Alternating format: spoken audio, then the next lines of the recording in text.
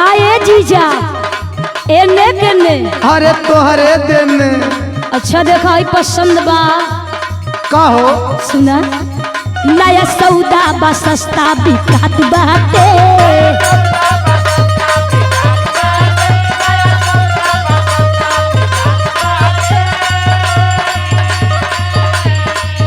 मंग जवन नजर से दिखात बाटे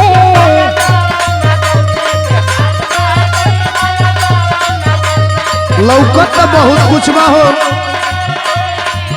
नया सौदा बा सस्ता बिकात बाटे अच्छा? मंग जवन नजर से दिखात बाटे बोल काले वो हमसे निशानी में निशानी देवल चाहता हो। हूँ तो सुना सुनावा जवन चाहेला सबके जवानी में एगो चुम्मा चाही जजमानी में।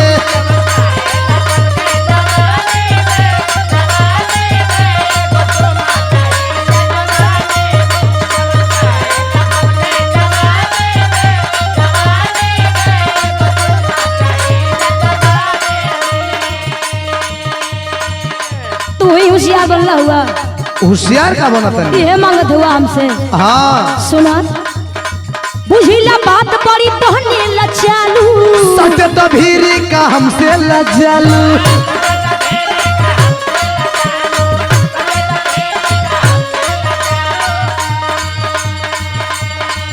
चाहतारा लगावल याग पानी में चाहतारा लगावल याग पानी में।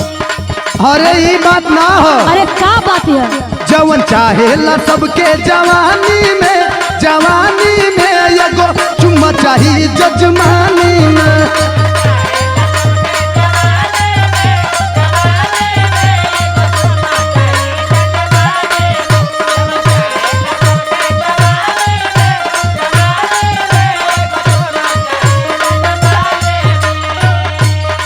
अच्छा सुना एगो काम करा का सुनत हुआ ना हाँ हो।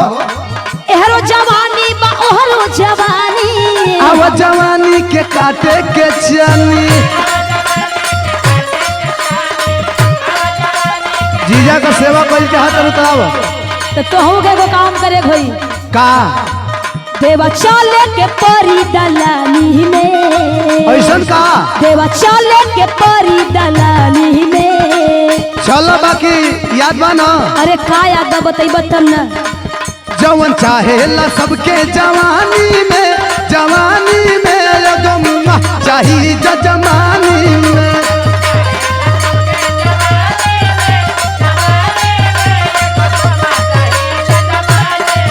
जवन चाहेला सबके जवानी में एगो चुम्मा चाही जजमानी। चलो चलो चलो चलो के मान गई ना ना चलो चलो एगो चुम्मा चाही जजमानी में। बहुते चालू बड़ा ये ना